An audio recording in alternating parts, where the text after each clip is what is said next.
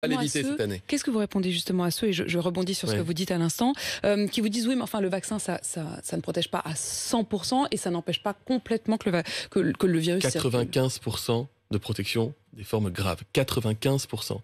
Vous réduisez par 12 le risque de contamination des autres. Vous réduisez par 20 le risque de faire une forme grave. Par 20, on n'a jamais eu de vaccin aussi efficace que celui-ci. Si nous étions tous vaccinés, le virus ne pourrait plus cheminer. La protection collective, c'est ça. Imaginez que dans vos studios, il y ait 30 ou 40 personnes, que l'une d'entre vous soit positive au Covid, parfois sans le savoir. Si vous avez tout le monde qui est vacciné, le virus, il ne trouve personne à contaminer, et l'épidémie s'arrête à vous. S'il y a une ou deux personnes qui ne sont pas contaminées dans les 30, ça suffit pour que le virus puisse passer chez ces personnes-là, qui ensuite vont rentrer chez elles et contaminer d'autres personnes. L'immunité collective, la protection collective, ça veut dire que le virus ne trouve plus personne à contaminer sur sa route et s'éteint. Et pour stopper justement la circulation de ce virus, il y avait quand même une chose dont vous nous avez beaucoup parlé. On se souvient de ce refrain tester, tracer, isoler. Dans les faits, pourquoi est-ce que vous n'avez jamais mis en place une vraie façon d'isoler les uns et les autres? Alors, on est allé très loin dans l'accompagnement de l'isolement au domicile. Je vous rappelle qu'on vous propose qu'une infirmière passe chez vous. Si vous dites non, parfois l'infirmière peut quand même passer chez vous au cas où vous accepteriez sur place d'ouvrir la porte.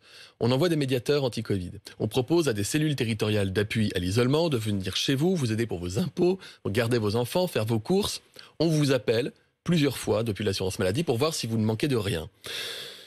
Lorsque vous arrivez sur le territoire national, on peut prononcer un arrêté préfectoral d'isolement obligatoire. Mais lorsque vous êtes contaminé dans le pays, effectivement, il n'y a pas de contrainte aujourd'hui. Cela fait partie des réflexions qui sont les nôtres. Nous aurons un projet de loi qui sera présenté, vous le savez, envoyé au Conseil d'État, le président de la République l'a dit, puis présenté au Parlement, et en Conseil des ministres, puis au Parlement. Ça fait partie des pistes que nous examinons. On sait que ce n'est pas simple dans le droit français.